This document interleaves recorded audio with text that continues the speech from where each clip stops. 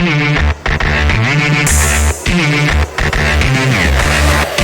guys, welcome to the channel. Welcome to Blue Point TV, where we'll talk about football and football related stories. Right, guys, let's talk about the game Cote d'Ivoire and Nigeria. Now, for me, this game, it will be interesting to see how the Super Eagles will approach this game. It will be interesting to see how the Nigerian coach will approach this game. Of course, I think this game will be a difficult game for the Super Eagles. This one is the test for me. This is the test. If Nigeria can get a good result against Cote d'Ivoire, I feel like they will go far in the tournament. I feel like they will go far in the competition if they can get a good result against Cote d'Ivoire. Now, they should have won their first game. They should have won their first game, and going into this game against Cote d'Ivoire could have been maybe, I will not say to be easier, but they will have this momentum going into this game against Cote d'Ivoire. But then going into the game against Cote d'Ivoire after they lost their first game, I think there will be this tension for the Super Eagles. And like I said, Cote d'Ivoire is a good team, a very good team, and also they are the host of this tournament. They are the one hosting. That's one reason I feel like it will be difficult. Now Nigeria are also a good team. The Super Eagles, they're also a good team. They have some very good players as well. But I will not say Nigeria have better players than the Cote d'Ivoire team. There's no way I would say they have better players than the Cote d'Ivoire team. But I think Cote d'Ivoire themselves, they have very good players, especially their midfield. If you want to look at the midfield, the Cote d'Ivoire midfielders, and then the Nigerian midfielder, I feel like they have better midfielders than Nigeria. They have some very good midfielders. The former AC Milan midfielder, Frank Casey, and also the Nottingham Forest midfielder, I can't remember his name. This Cote d'Ivoire team, they have some very good midfield. So it will be interesting to see how the Nigerian midfield will match against this Cote d'Ivoire midfield. Now for me, I feel like this game, the midfield will decide. If the Nigerian midfielders can withstand the Cote d'Ivoire midfielders, I think Nigeria could have a good game. In terms of the front line, I still think we have a good front line to match the Cote d'Ivoire front line in terms of if you want to see their strikers and the Nigerian strikers. Of course, there is Victor Osimhen in the Nigerian team, and we all know how good he is. Even if the last game, for me, I feel like he did not really perform to the standard that we want him to perform, especially that he missed against the chance he missed against Equatorial Guinea. But we all know how good he is. Now, going into this game, I feel like the players that started the last game, for me, I don't think the manager should change any of these players unless it's injured. Unless that player is injured, I don't think the manager should change any of these players. If there's anyone that is injured, that's the one I feel like, okay, like Yusuf, there is talk that Yusuf might not be available in this game against Cote d'Ivoire. For me, that's the only player I will change. The goalkeeper, I think I will still go with the goalkeeper. The defense, I will still go with the defense. Yes, I will still go with the defenders.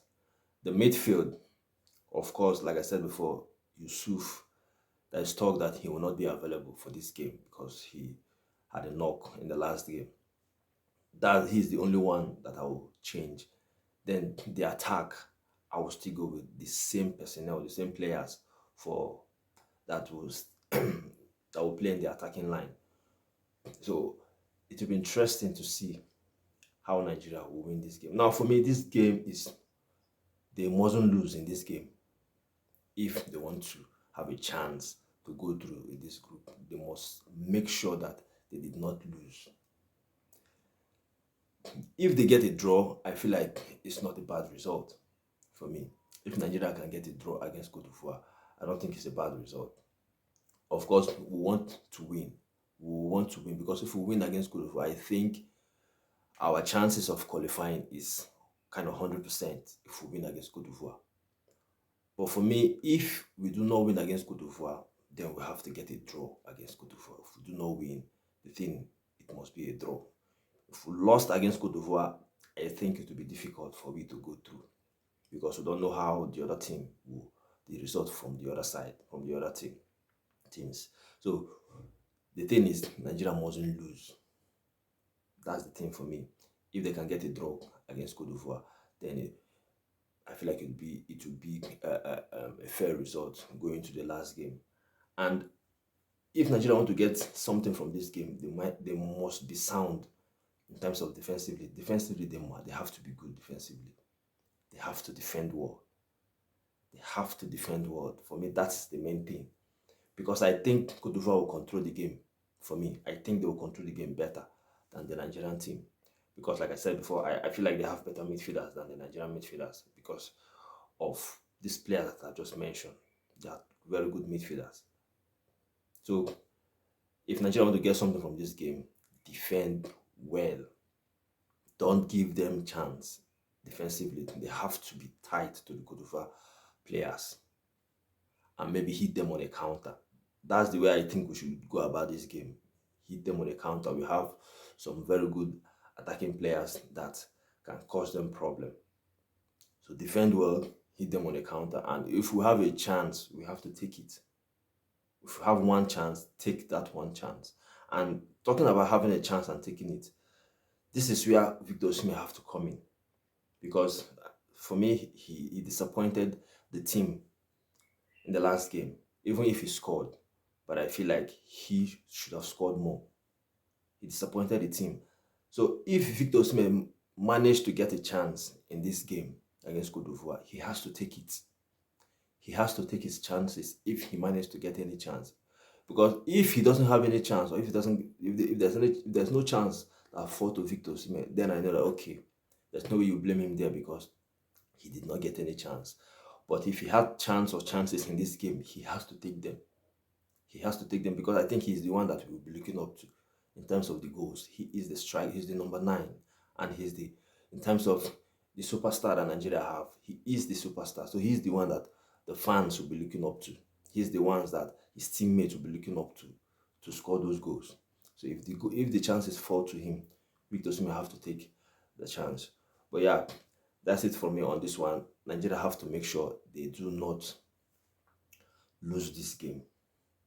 They have to make sure they do not lose this game, because if they lose this game, I feel like they're out from the competition. So it's either they win or they get a draw and then finish the work in the upcoming game. So that's it from me on this one. Your thoughts and your opinion on the game. Do you think Nigeria have a chance against Ivory Coast? I think it will be a difficult game, but I still think they have a chance against Ivory Coast because Nigeria also, the Super Eagles are also a good team. What's your thought? What's your opinion? Let me know. And please guys, if you're watching the video, please subscribe to the channel Blue Point TV. If you're new, like the video. It's very important you like the video. And also, we're also on Facebook. Follow the channel Blue Point TV. Share the video. It's really important. Thank you guys. Stay safe while I see you again. Bye.